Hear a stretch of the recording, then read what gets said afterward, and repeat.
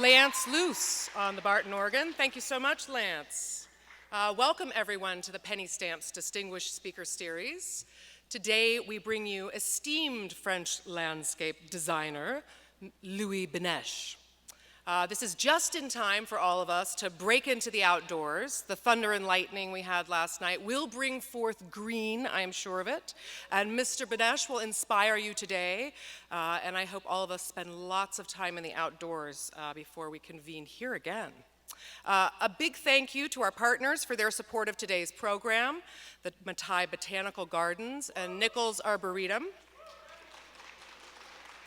A great place to spend some time outside, if I might say. And don't miss the peony garden in the spring, coming soon. Let's see, on with our supporters. We have Deborah Silver and Company. This is the Detroit Garden Works. A wonderful place to go and find things to put in your garden. I was there yesterday and absolutely amazed. And the Cranbrook Center for Collections and Research and Michigan Radio 91.7 FM. I hope for students among us and for all of our regular fan base who are out there every week who have stuck with us through the season, thick and thin, that you have been stimulated in some manner under our wavelengths theme, or that some kernel of meaning has been transmitted and received from this stage so that we are all perhaps a little more aware of the variety of ways to perceive and engage the world around us. Back in September, in the opening lecture of the theme season, I said, you know, we are each our own transmitters and receivers, so go forth and be the antenna that you are. Being the last lecture of the season, I have some folks to thank who play the very last. And there's lots to be done, students, in the next few weeks, so you will be busy. A big thank you to folks who play a big role in making the series possible. Of course, our series patrons, Penny and Rose Stamps. Always. And our home, where we live at the University of Michigan, the Stamps School of Art and Design.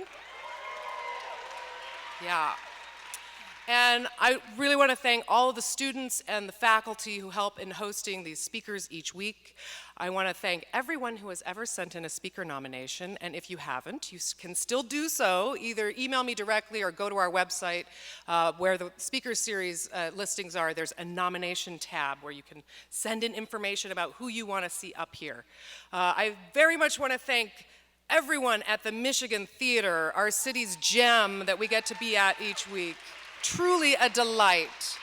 Extra special thanks to our organists, the managers, the front of house, and Walter in the booth, and Rico backstage, who are our faithful crew each week. Carl Green for his lovely graphic designs he does for us, and Ian Lyons' crew with Intervision webcasting, who capture and archive all of the talks. So, while we're on hiatus, you can catch up on any of the series that you've missed, or review your favorites, pass them to your friends. They're all available on YouTube, or they're also on the Penny Stamps channel at play.org. Very simple. So, check it all out, and I'll look forward to seeing all of you back here in September. And though the new season is not yet announced, you can look for that online and in your mailbox. Usually about July, end of July, that'll go up on our website or on our Facebook page. So stay tuned for that news. Due to the theater schedule today, we will not be having our regular Q&A, so apologies for that. And now just a little background on our guest today. We have renowned landscape designer, Louis Benech, who came to gardening and landscape design via a real love of plants. He's created over 300 garden and park projects, both public and private, stretching from Korea to Panama, Peru, Canada, the United States, Portugal, Greece, and Morocco. He's carried out some projects including the Tuileries, the Elysée Gardens, and the Quai d'Orsay in Paris, Pavlovsk Rose Pavilion in St. Petersburg, the gardens of Achilleion and Corfu. He's also worked for organizations such as Hermes, Axa and Suez. With each of his projects, Benech aims to achieve a harmony between the new design and its architectural and natural environment. He combines a wish to create an enduring and aesthetically pleasing garden with a desire to respect the site's history and ecosystem, while also considering its future upkeep. Very important. At the heart of his work is one simple idea. A garden is an artificial construction with elements of nature, which has to bring pleasure to those who experience it and bring them a break in their life. A recipient of the Chevalier of the Légion d'honneur and Chevalier des Arts et des Lettres, Benech is now working at the Palace of Versailles on a contemporary garden for the Water Theatre Grove. Please welcome Monsieur Louis Benech.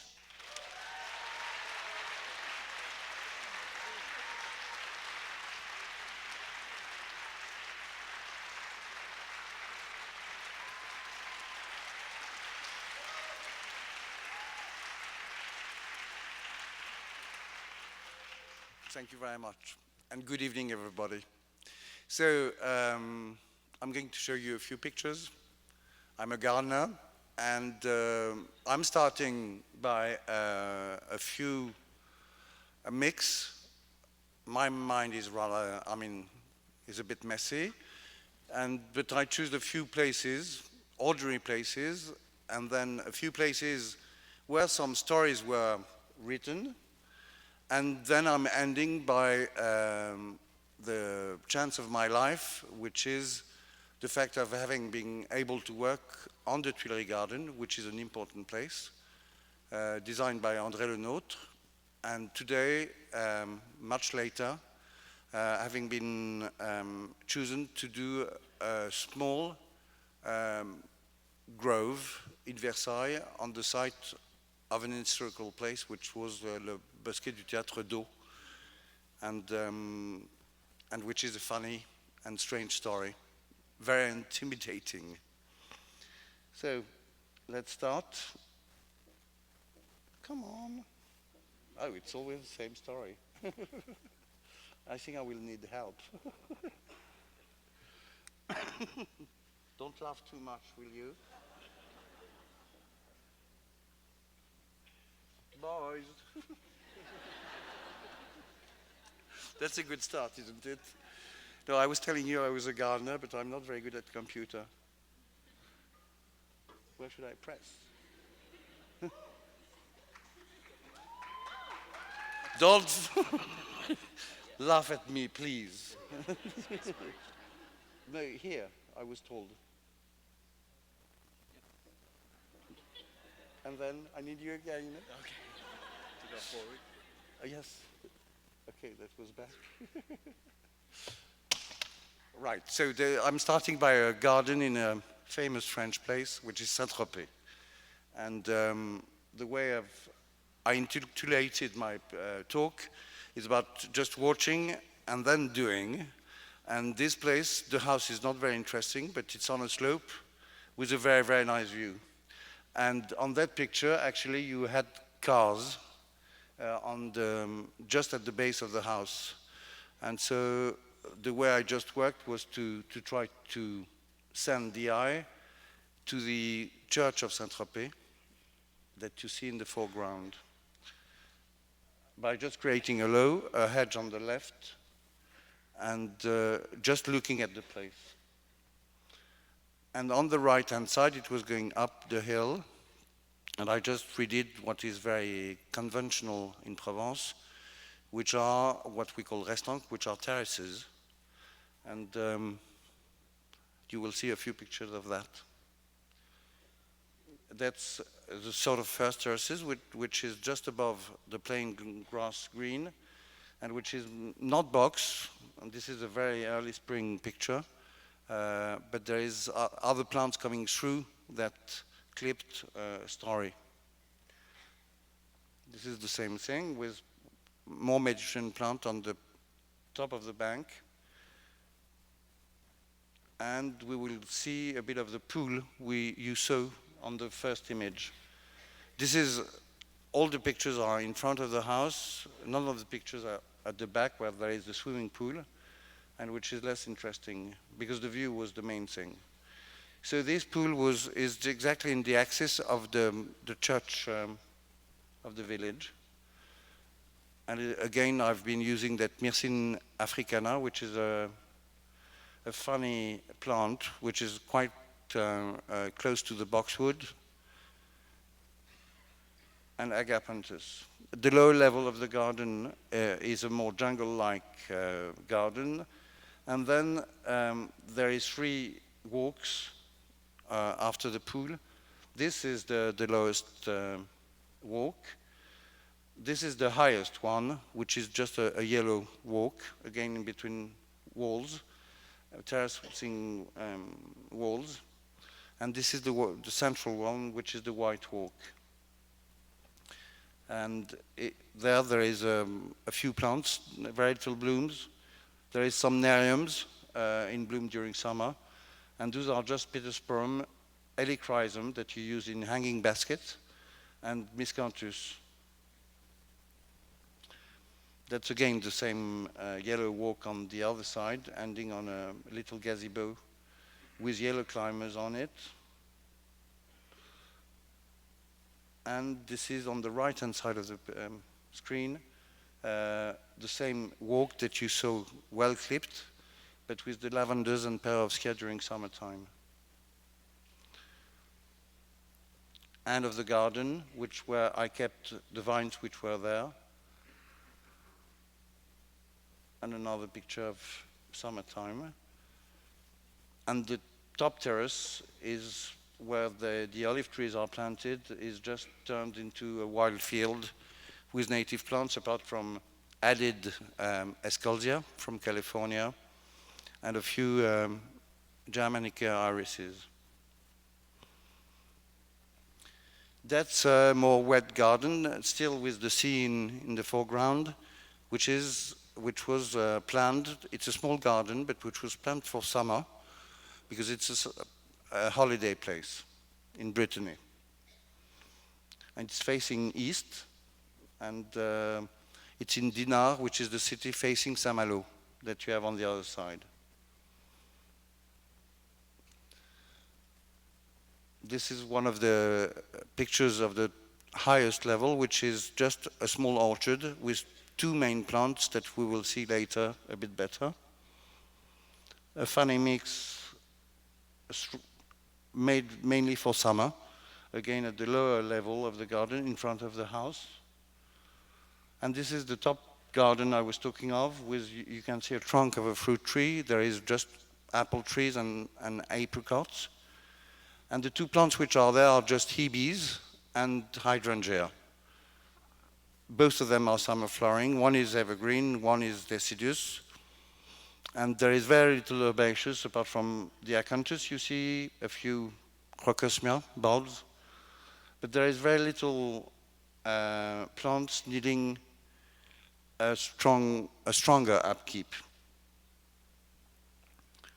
That's another place where the principle of the garden, it's a hotel made in a very, very lovely place. And so there is stupid elements like in hotels, like a swimming pool. And but I wanted to keep that place, which is in north of Ouarzazate, for the one who knows Morocco. After the Atlas, in between the anti-Atlas and the Atlas, it's rather raised and it's rather cold place, but some date palms are growing.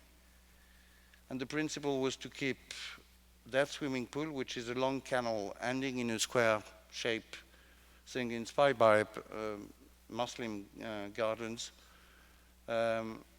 private and not connected to the rest of the garden, which has been treated in a very simple way, agriculturally, and still watered as it was when I found the place.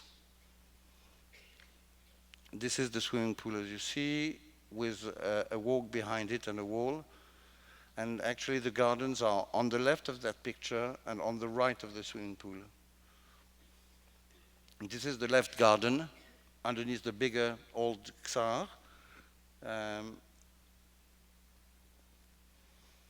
This is a garden which is in the north of the house, which is again a sunken garden with just raised walks in it, which is very traditional. That was kind of invented, but I had a lower place there. And I planted some Peruvian trees, which are happy there, which are false pepper. And this is a spring picture with the acanthus in bloom, but in summer in Morocco, they are losing their leaves. And so, in fact, you have a carpet of clivia, which is for you an indoor plant, which are winter blooming to have evergreen leaves during summertime in that place. So there is just 2 plants. That's one of the walk of the garden, which is mainly composed with grayish and bluer leaves, with things that you can see in greenhouses, mainly here, like agaves and nice, a rather tough yucca called rostrata, which is very blue leaf. And there is a few blue flowers that you don't see on the picture, which are plumbagos. That's the kitchen garden, a tiny garden where they are growing fruit trees and everything. The hedges are made out of rosemary. That's another walk, which is more leafy. But the main thing I was telling you is that water, that irrigation story in the few places of the garden which have been kept as filled with crops. And there is, I can't remember the English name of it, but the grass which is to feed animals, which is not a grass, which is a kind of trefoil, and some corn, wheat fields. So I kept the initial irrigation system. We transformed it a bit to waterproof it because it was just little canals dug in the soil. But my feeling was not to touch too much to the feeling I had arriving, and also because the gardeners there, keeping the garden, I didn't want to change the habit. And so they are still doing things as they've been always doing them. From the swimming pool area, I planted plenty of pennisetum and grasses as a border to hide the agricultural part, but to be connected visually. Because, as you know, we are sowing the wheat and we are cropping it.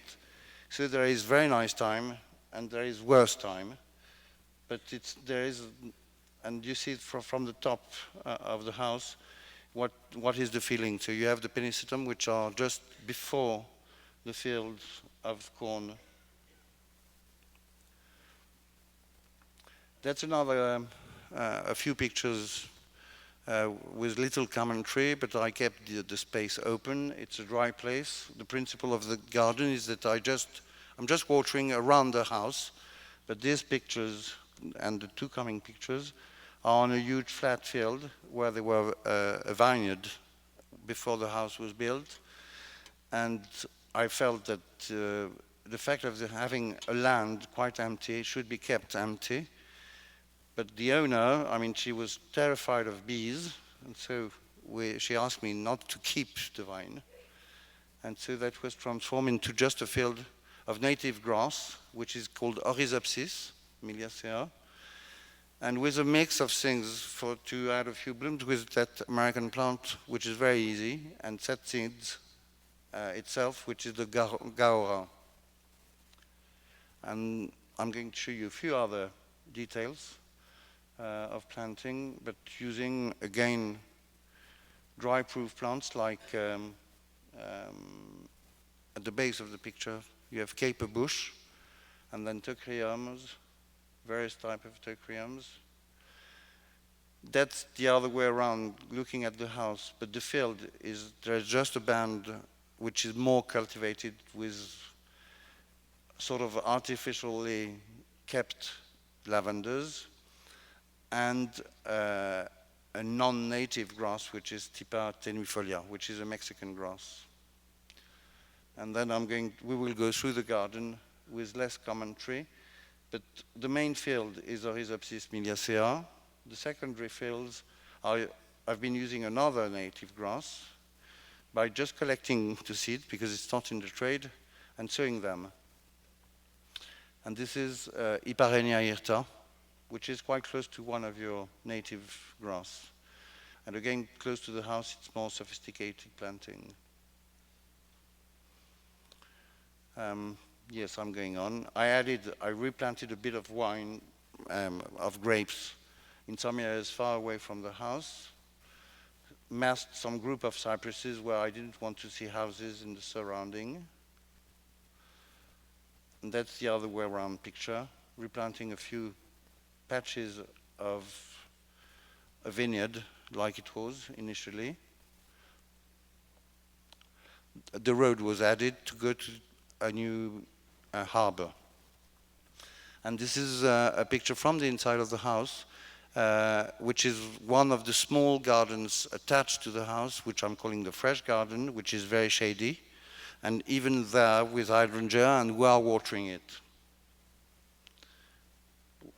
This is a walk perpendicular to the view you had. You can see and guess the window on the left. The tree there is a Melia des Aracs. And going back to the driest areas,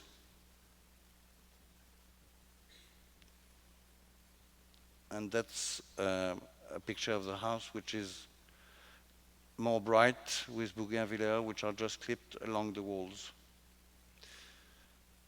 I'm going to show you now a garden which is closer to here, which was a farm where the principle was to change the access and also to keep the feeling I had initially.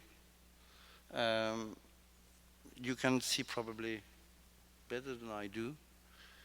I can't see it.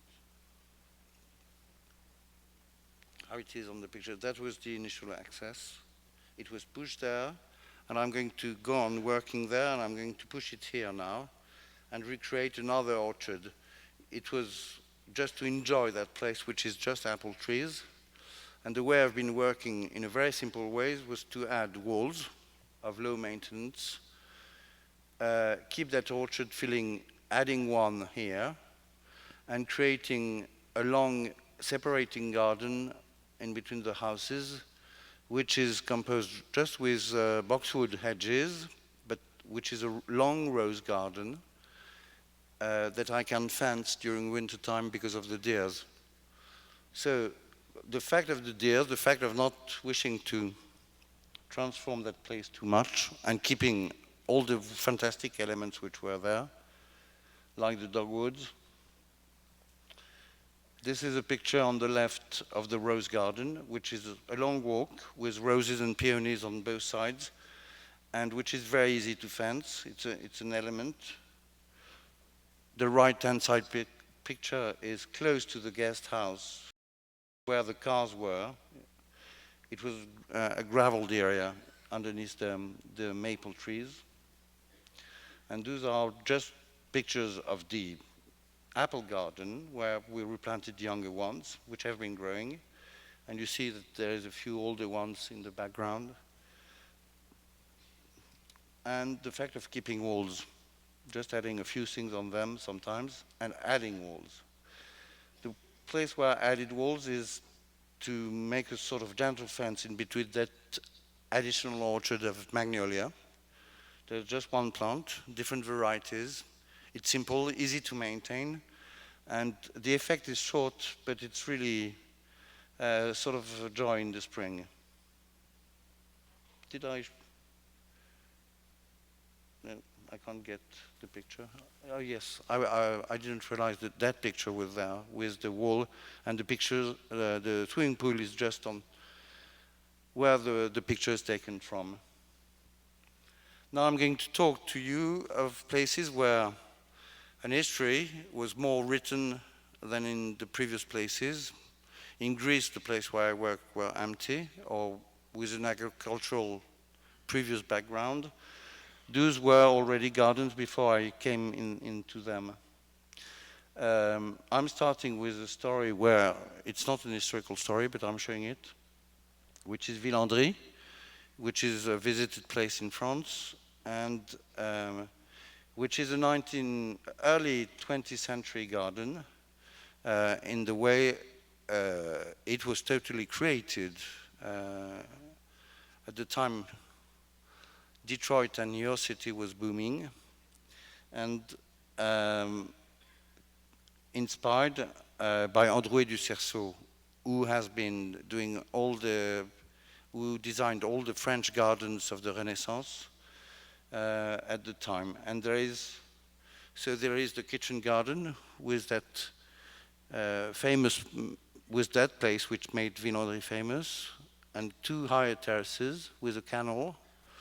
And those are pure fantasy, but an historical taste made by the owner of the place, called Joachim Carvalho. And in his initial design, so that is the sort of pseudo-Renaissance bit. And he redid an 18th century part with that pool. And on the higher terrace, he planned 3 star shape and a fantasy garden, which was a field when I started to work there, with a donkey. And actually, all the maintenance of Villandry is based on clipping boxwood, pruning fruit trees, and planting annual plants, which are mainly vegetables and a few flowers. And there is tons of gardeners, because there are 12 gardeners, which is quite exceptional. But they had some lower time in the time which were not the pruning times, not the planting times, or the deplanting times. And so we added a huge herbaceous garden here, placing back the grandfather's design. And the only thing I've been doing myself here was to fill them with the plants which were not present in the garden, but trying to work for the season of the visitors coming in. So in springtime, there is things which can grow here. You see there is not yet the leaves on the trees,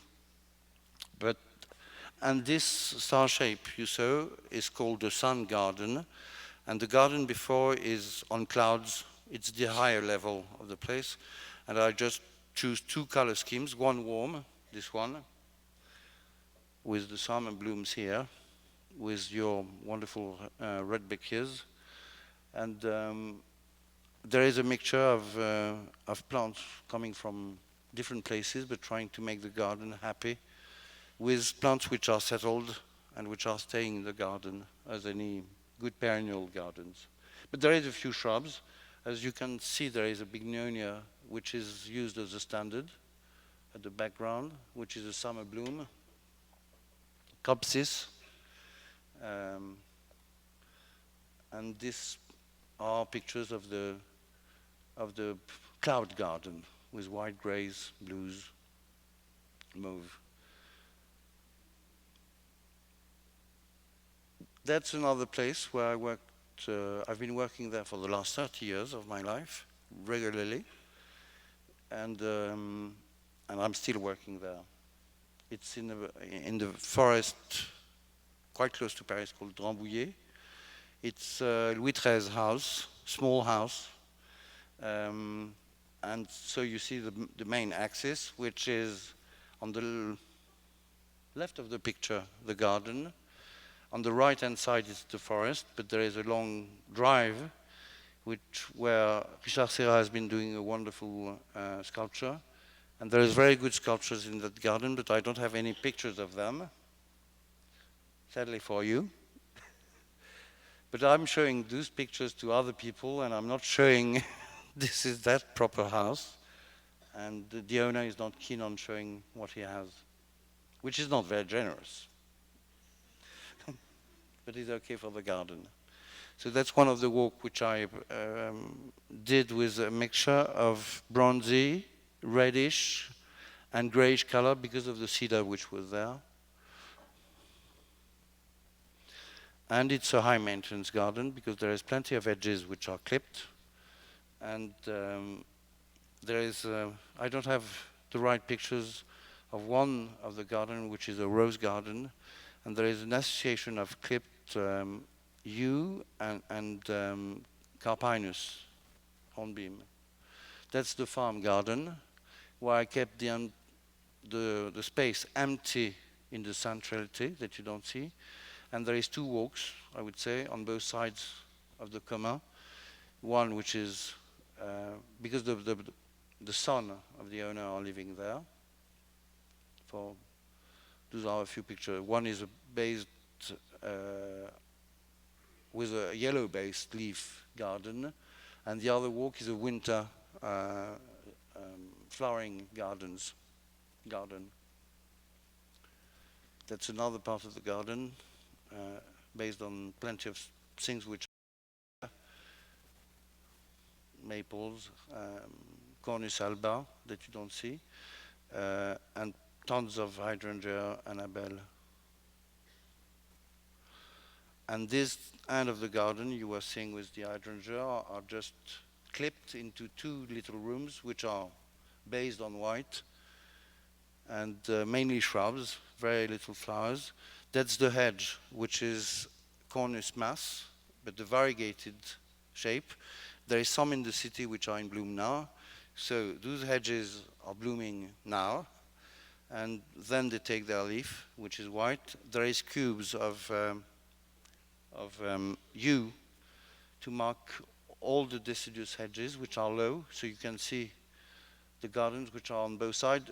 I mean, on the left side there is a full garden with that divine American Cornus alternifolia, but the variegated one, which I love. And there is a few roses which are not in bloom yet. You have a wisteria standard at the back of the picture, but mainly shrubs again. And that's the main part of the garden, which is on the right-hand side of the axis, and where the sculptures are, and which is a meadow with walk leading you to the sculptures, which are, there is a very nice Henry Moore, there is a fabulous, huge concrete Picasso, and the placing of the sculpture was a bit difficult, not to be sure that you would see just one sculpture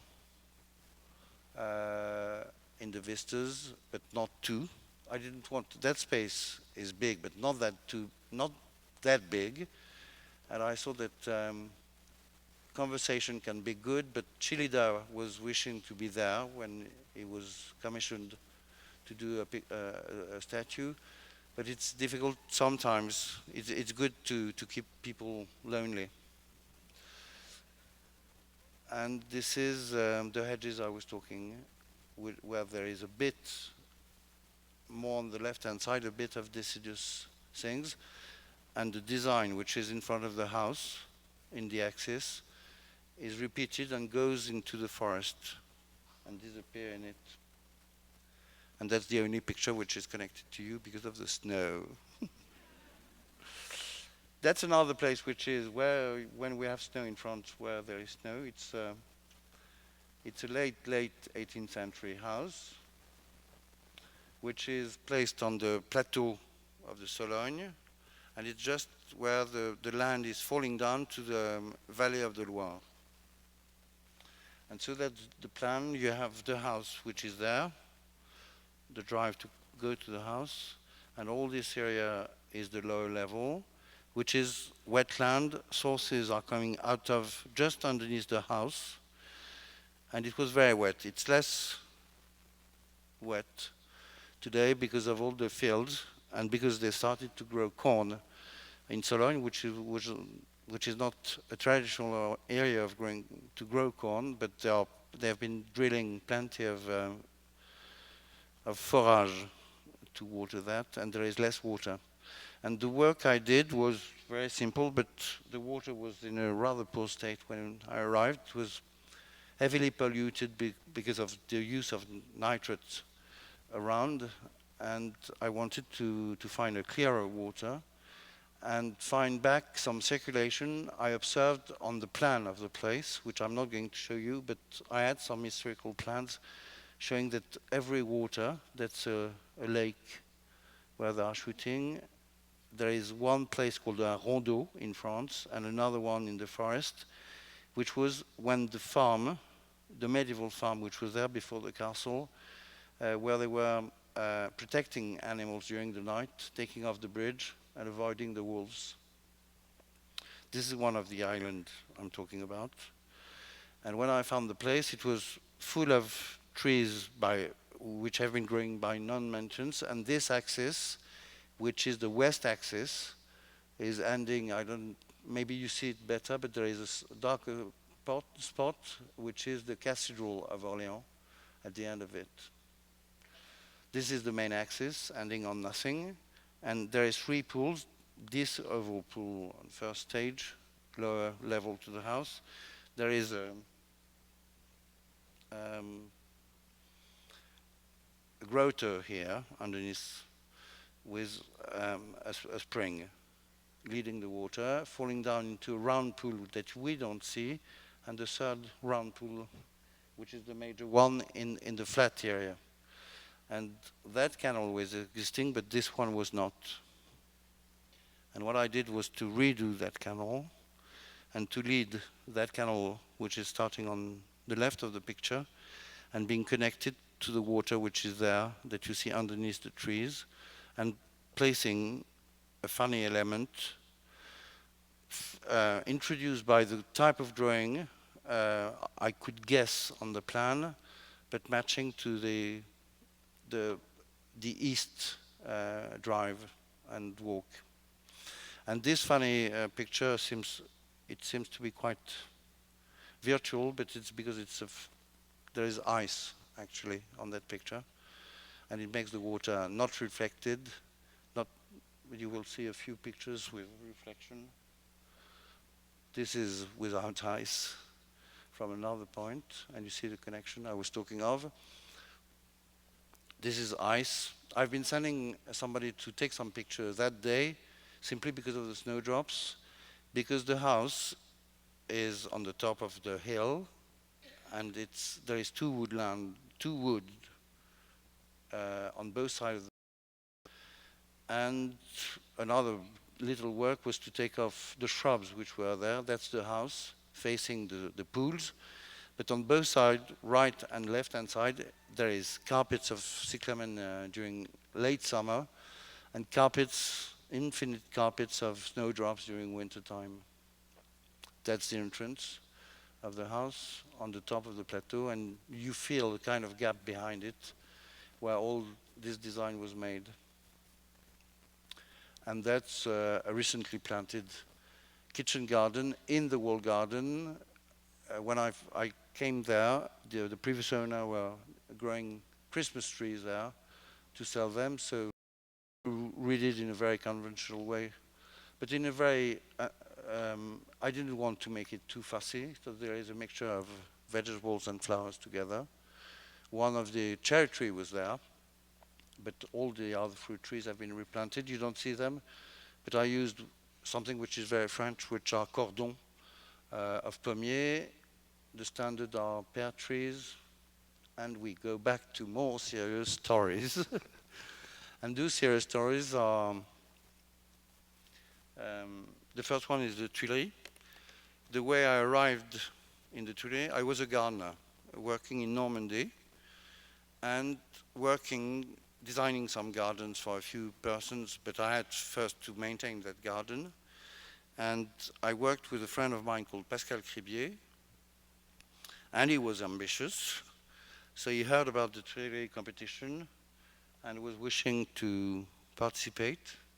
Actually, the team was kind of chosen by some advisors of the President François Mitterrand. And the name of Pascal arrived, and Pascal and myself, we had done a few years before a small project which never happened in the Beaubourg Museum, because a curator wanted to do an exhibition on gardens. And so that funny story pushed me to do a design being a gardener, which I forgot. And the day Jean-Paul Pigeon offered a list of people to be contacted and to be checked, we were part of the team. And so I've been involved in that story because of Pascal. And, but that has changed a lot in my life. I mean, from weeding and digging, I had to move to Paris.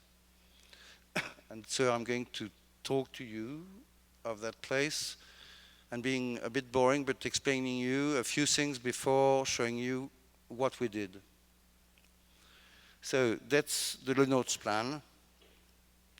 Le Nôtre worked in an existing garden, which was made by Catherine de Médicis, which was a walled garden, but of that size, roughly. The house was there. And in the Catherine de Médicis time, it was like the Androuet du Cerceau and a bit like Villandry. Equal, all the walks were the same size. And she had 2 square pools here, which were for the trouts of the house. So when Le Nôtre started to work for Louis XIV there, he asked the king to buy more land on the west of the garden, transformed the wall into terraces to be able to enjoy the water of the river when the river was fun, and to hide from the river when in summer times the Seine was just a dirty, stinking river, and made that axis bigger and has been transforming the pool, the square pool, into round pools, but roughly the same size, added a bigger round pool in the main axis, and even a bigger one there, which is an octagon. And when he pushed the garden, the garden was ending with a round shape here called le mur de l'écho, the echo wall. But he opened it. That was not an entrance as it is today, but that was a ditch, and it was just an opening in the 2 terraces, and you could go riding horses up by 2 ramps along those terraces.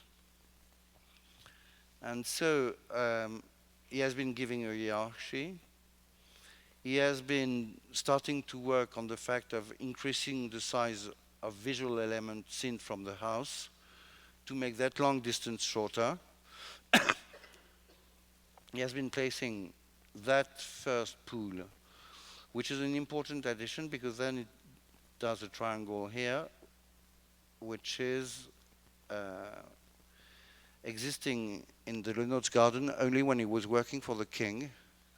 And it's that triangle shape is significant of the Holy Trinity, and the fact that the king, like all the kings, were there by thanks to God, the droit divin, and they were not elected. And actually, Louis XIV was king at a very, very early age after Louis XIII's death. And we had a period which was real trouble in France called La Fronde. And that is very seeable also in my last story, which is about Versailles, because he had no childhood. He was brought up by Mazarin. But everywhere he has been doing things, he had to say, I'm the king. So there is that triangle. The funny shape here is that you see that the design is asymmetrical. Again, from the house, you had a little quantity of sand before the pool and a bigger quantity of sand after the pool.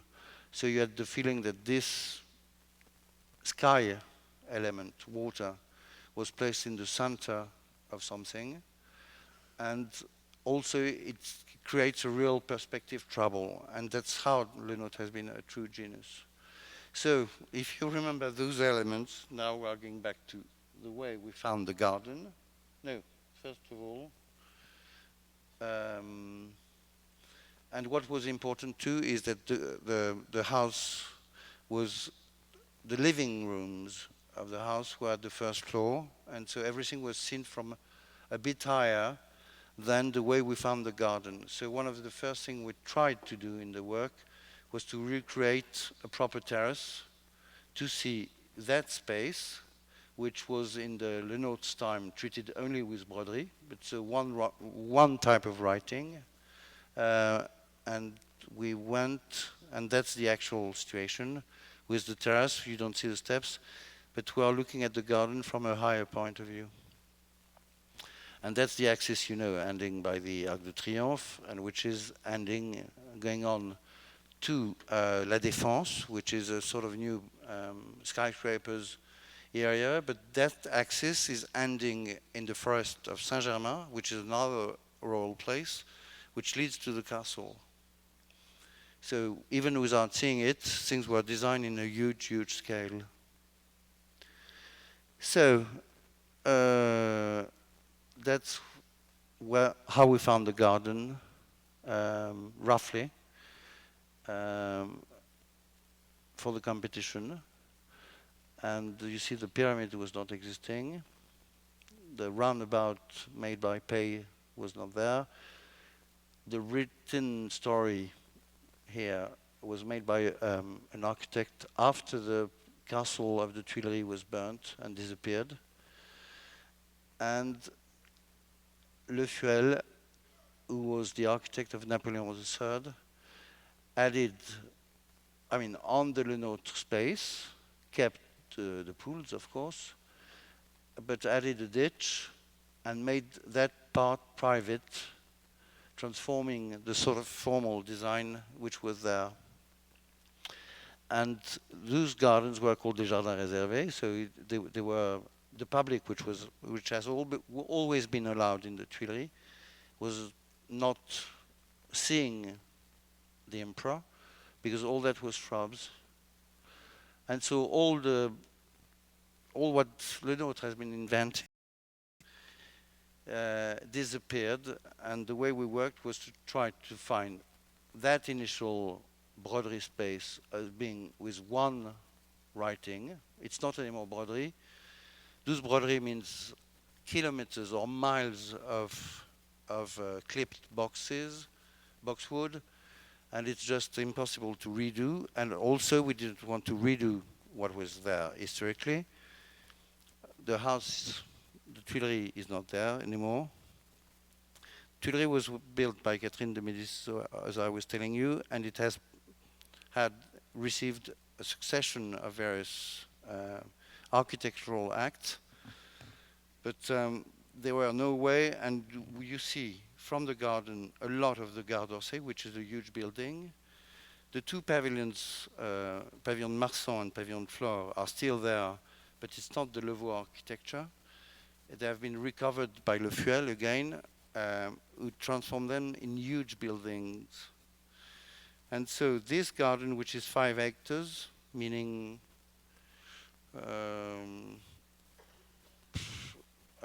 15 acres, I would say, with another big place, looks quite small in the site.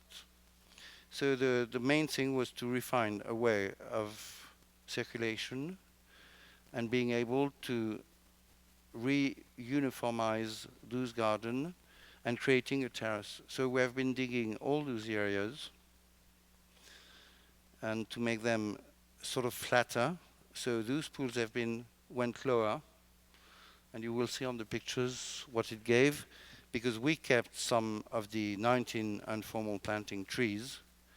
We added some there to do, again, one story. We didn't touch a lot to what is called le grand couvert, where the trees, which were mainly horse chestnut. What we really did is that we worked by entities. It's very difficult to work when you have a line of trees, and but the way we worked was bit by bit, by cutting totally a line of trees. On that picture, you see that we took down the chestnut which were there. You will see later on some pictures of younger trees. But so we took off a lot of trees, but none of the Parisians during the time we worked had the feeling that we were touching to their garden, because there is enough trees so that you wouldn't see the one which were falling down.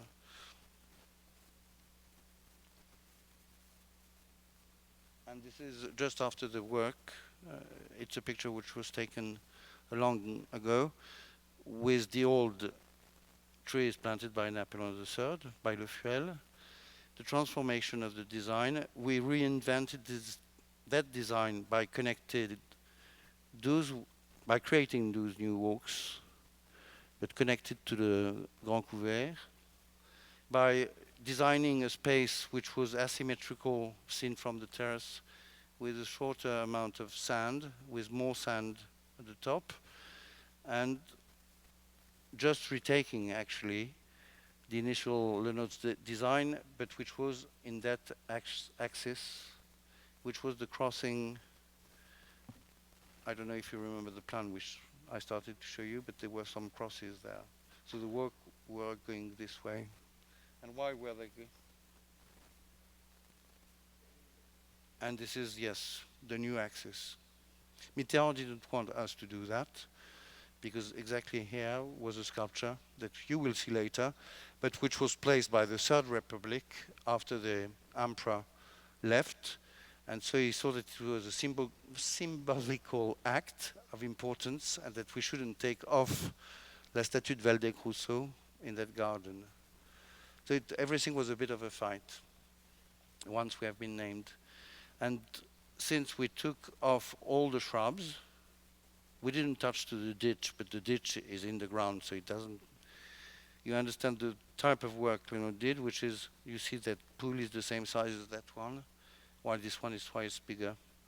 And that was, everything was to cheat, thanks to perspective effect, on the quality and the size of the space.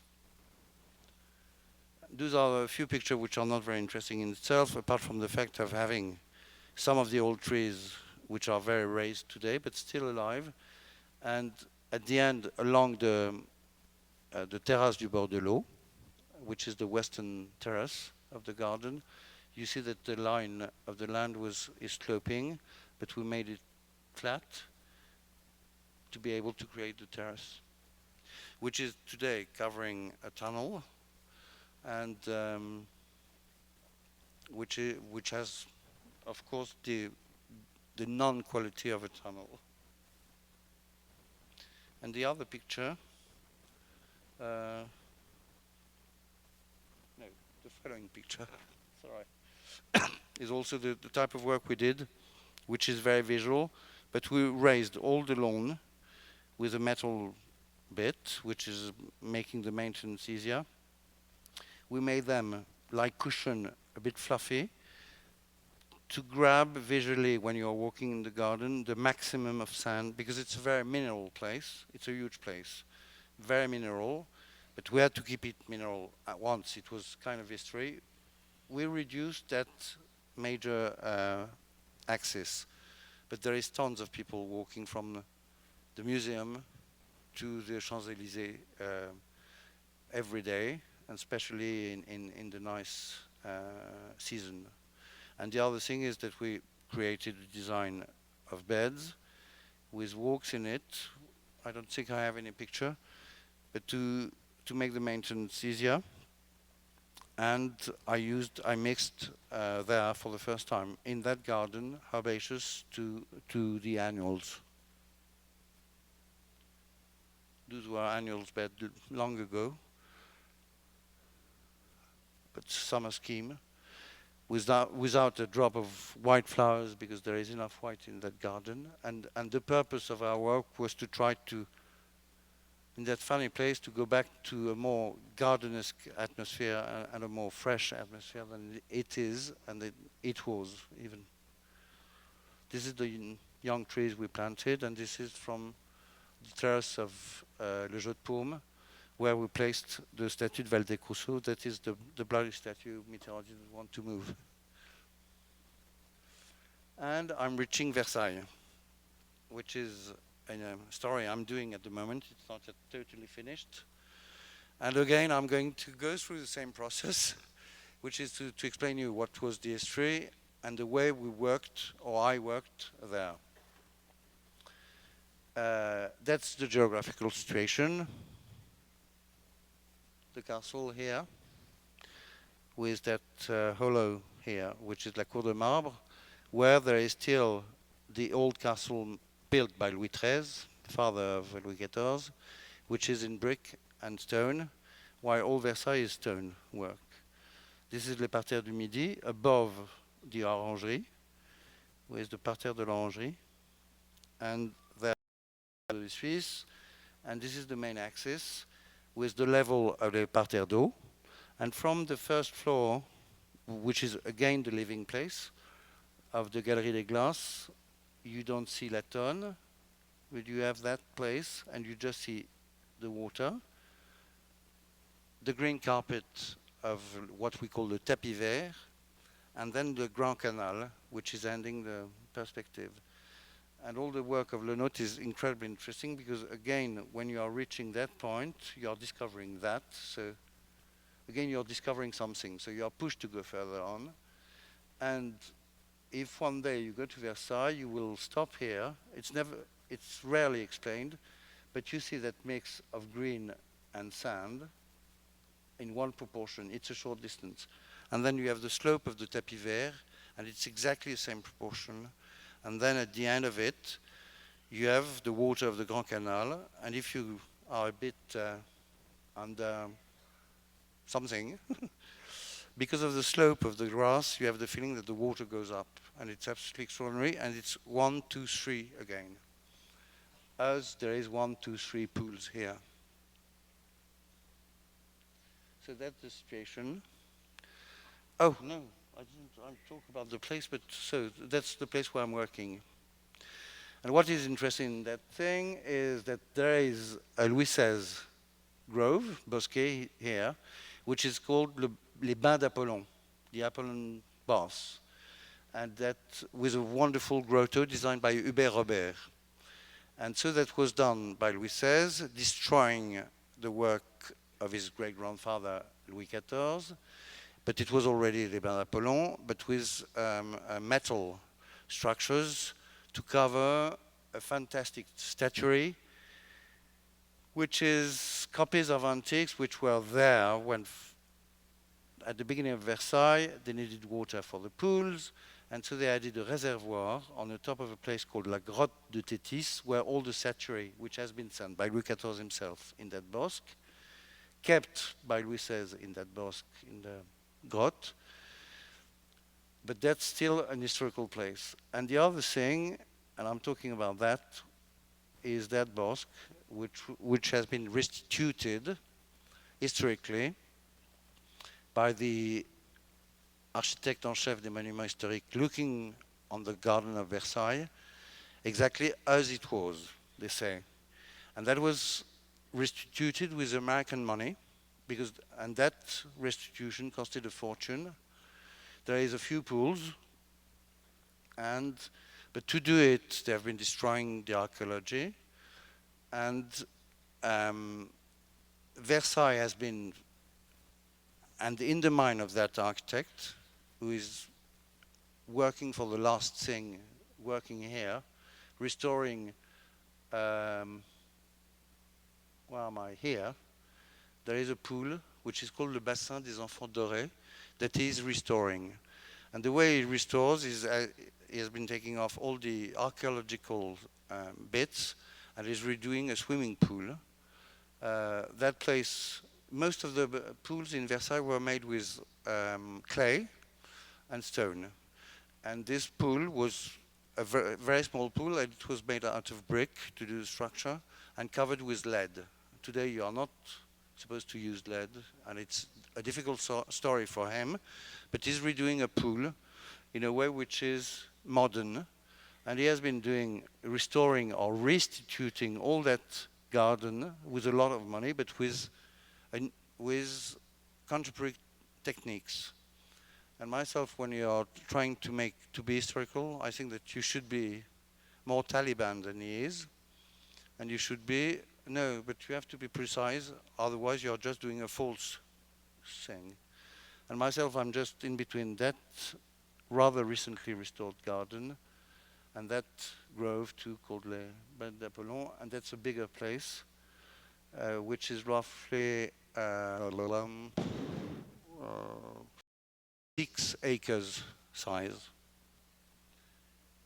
I hope you're not too sleepy. And that's the plan I produced. I was terrified.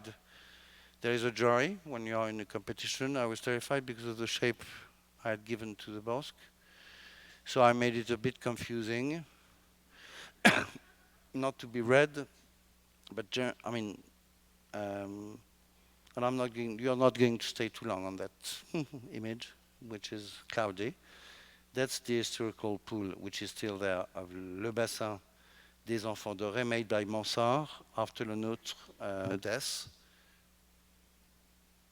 They were not very good friends, both of them, to my eyes. And this is a picture taken after the tempest, the storm of '99, with still the design made by Louis XVI on the Bosquet du Théâtre d'Eau. The only historical place which stays with a stone pool is that Bassin des Enfants Dorés. The north is somewhere here. The south is there where there is les Bains d'Apollon. This is le Bassin de Cérès. And there is a pavilion here, and the castle is somewhere on your right. So it's not exactly like that I found it, because the tempest was 15 years ago. But this is the way I found the place. Those pictures are, it's empty. This is because we just did some archaeological survey. This is one of the pedestal without any statue, and there is a few trees there. And this picture is taken in the lower part of that slopey garden. There is 6 meters, 7 meters in between the south and the north of the garden, and you can see the roof of the chapel of the house. But those trees, which have been replanted 10 years ago after the storm, are still growing, and so in a few years, I would say in a few months, you will not see that, and you would be in a place where you don't know where you are, not necessarily in Versailles. So the competition was a terrifying story for me, very intimidating, and when I'm saying it, it's because I said to myself, working in Versailles is, in a free way, is going to be difficult to, it's going to be difficult to oppose your ideas to people who love history. And so the first thing was we found a long, this is just a bit of it, the picture is not clear, but this is the foundation of La Nappe, and La Nappe was the fountain which was sharing the space, the inner space, in between the stage where I am and the room where you are, because it was a theater. And this is another other picture in the north part of the garden, where you see the Pierret, which is actually a sort of built canal out of stone to lead the water out of the fountain and to go back, because all the water of the Grand Canal is coming from gravity, from the sky, and from the fountains too. So the water of the fountains was sent back to the Grand Canal that way. And the placing, and we found a kind of cup, which was the way to collect the water. And so, thanks to a few elements like that, we had very little, I replaced the initial plan that you will see in 2 minutes. That was visually what it was like. Don't laugh. It was like that. With beautiful ladies and with 3 cascades going up. That's the higher point of the garden, of that little grove. What you don't see is that there were godchildren of the fountain here, there, and there. 3 godchildren. 4 groups of fountains there that you don't see, but which were children playing. The stage and the room. And in between the room, that element, where you saw the foundation of it, the picture was taken in that part of it. And there is 9 jets, 1, 2, 3 again, 9 little jets, and pictures I don't have, I should have taken it with me, but the closing of the room, which was 18 jets of fountains straight into a clipped charmille. And that's the funny plan. This is not Le Nôtre's plan. I mean, this is the Le Nôtre design, but it's a plan which was made later because that pool was added. And so again, 1, 2, 3, 18 fountains here, 9 jets, and that funny shape. And so now you will try to remember all these pictures to see the Aegis plan, but this is not, this is a working stage showing you the old plan you just saw with the 3 axes of cascade called les goulottes, with the placing of the children, the godchildren, one there, and one here. The 18 fountains, and why am I talking of that?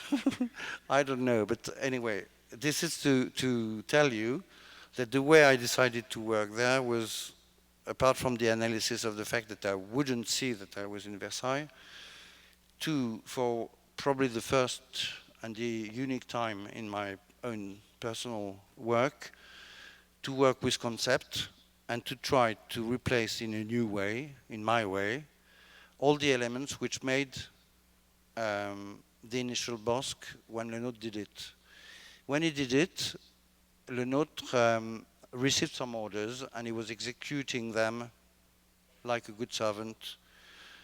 For Louis XIV, no one was giving him orders when he was working on the main perspective, but for the Bosque, which were playgrounds for the king to receive his court and to impress the friends, everything was built in a way which was supposed to be ephemeral. So it was rather bad quality. That's why most of them are destroyed. And so he was receiving orders. And the way he was working there was with his friends. He was, main perspective, he was working alone in that elements. He worked with Lebrun, who designed the godchildren. Le Poultre has been the designer of the fountains of des Enfants Jouants. And Louis XIV asked him to place childhood in that Bosque.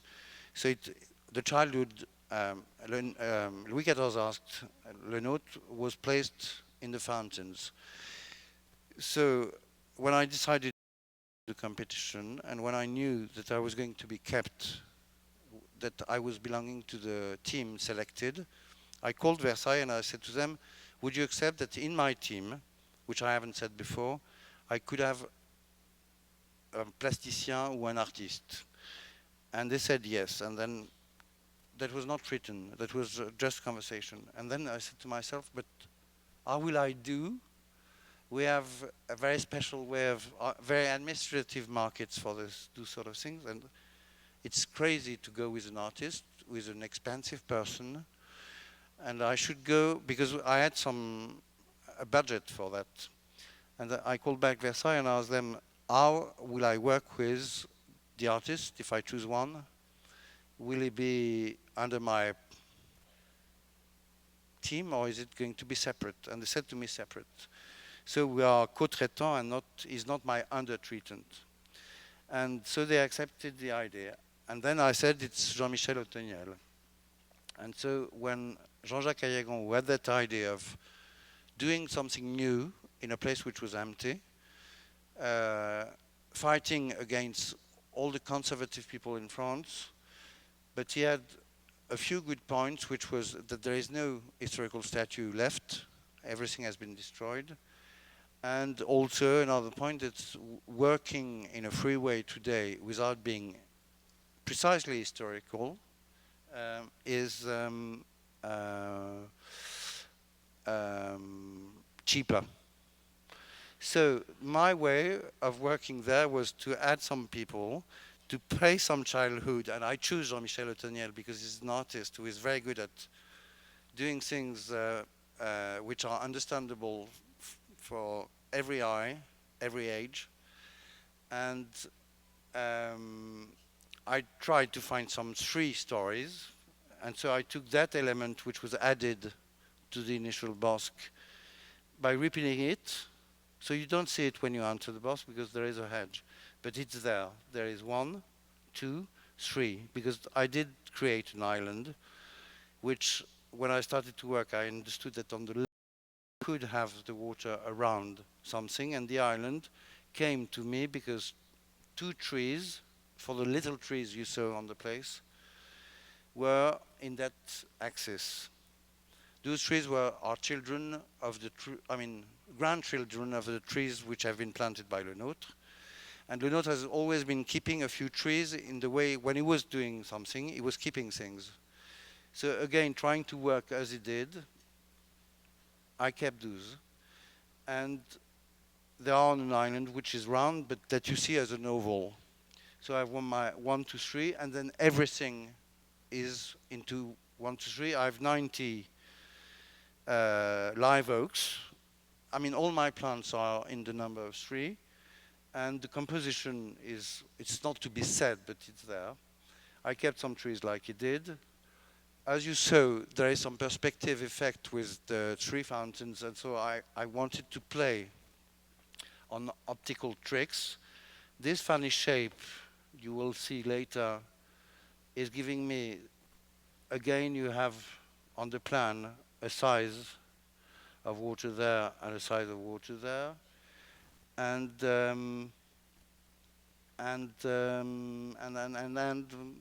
that's the way I worked. So where we are, I'm going on telling you a few things about the trees, but which are, as I told you, those are going to be the fountains and the godchildren. They are used evergreen and yellow. I have plenty of yellow leaves, but which are just spots where people are stopping. And I have 90 yew tree, evergreen oaks there. Those are the hedges which are very spiny, with brambles, hollies. And those are the ground covers, not very interesting, but with things which are growing well here too. And Jean-Michel has been working, again, when I told him where I wanted the fountain to be placed, he knew it was a theater.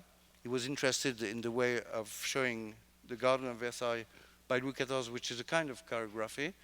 Went to Boston, talked about it, and somebody has found a book of Raoul Auger Feuillet, and which has been writing some dances and ballet for Louis XIV. And so he inspired himself by those strange design to do some of his fountains, and I was absolutely delighted, because without asking him to do such a thing, he has been working on something which is coherent in a Bosque. Again, I have my children's story, because it's perfectly understandable.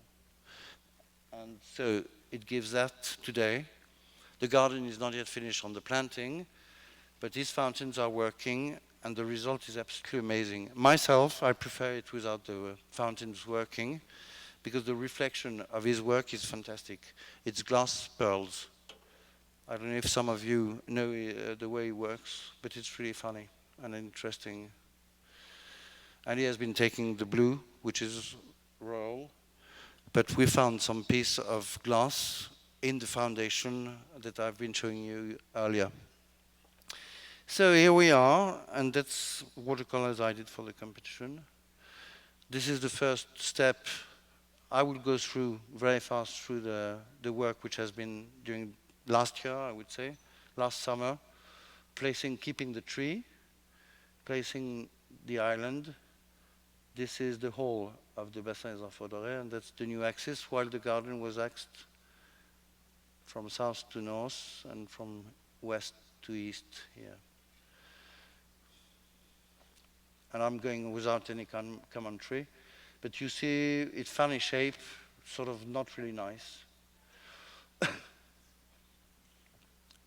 But that's a picture without the fountain working, but placed roughly. No one will see it that way, but here what I want to see when you are a walker, with the island which is an oval, which is in my axis, and with the feeling that the island is in the center of the water.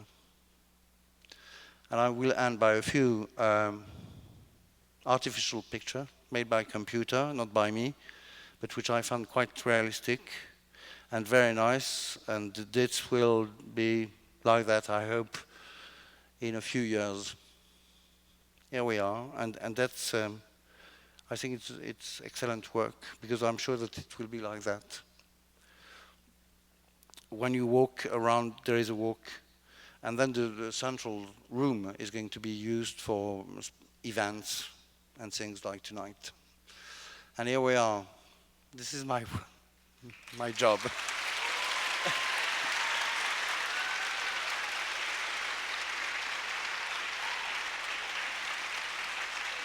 Thank you very much.